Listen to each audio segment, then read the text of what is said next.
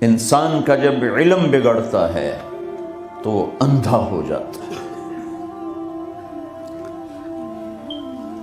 عمل بگڑے، علم صحیح ہو تو واپس آنے کی امید ہے کہ دماغ کہہ رہا ہے غلط کر رہا ہوں، تو کبھی واپس آنے کی امید ہے۔ دماغ اور عمل ایک ہو جائیں، علم بھی غلط ہو جائے، عمل بھی غلط ہو جائے، واپسی کی امید ناممکن کی حد تک چلی جاتی ہے۔